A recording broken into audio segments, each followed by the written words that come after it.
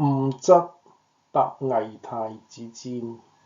2月8日庚寅，辰則巳，奉讀受命，追望雷泉。恩愛之龍形如文墨，日月奄奄，雖不我與。昔時左右，側坐眾賢，出遊微行之遊，入遊管弦之歡。置酒樂飲，賦詩清秀，自謂可終始相保，並請財力，孝節明主。何以數年之間，死喪略盡，臣獨何得，以堪九腸。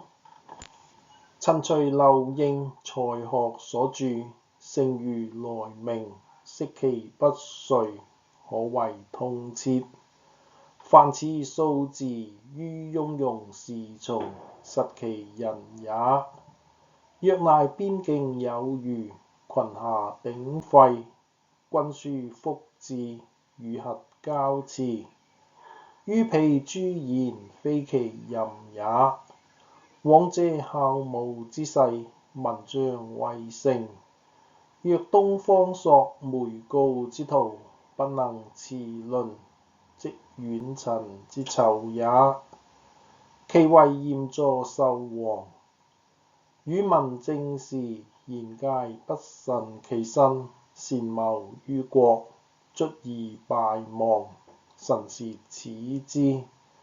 至於司馬長卿，清疾避仕，以著書為務，則隨生書幾言。而今國勢，以為異物矣。後來君子，實可畏也。復為所添，悠遊典籍之長，休息篇章之由。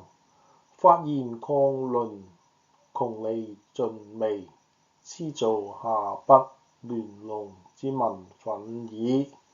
雖年齊蕭王，才實百之。此眾義，所以歸高，遠近，所以同聲。然年歲若序，今則已42矣。白髮生鬢，所累一心，實不復若平日之事也。但欲保身戚行，不到有過之地，已為知己之累矣。悠然之歡，難可再遇，盛年一過，實不可追。臣幸得下愚之才，值風雲之會，是賣此牒，猶欲觸凶粉首，剪其割裂之用也。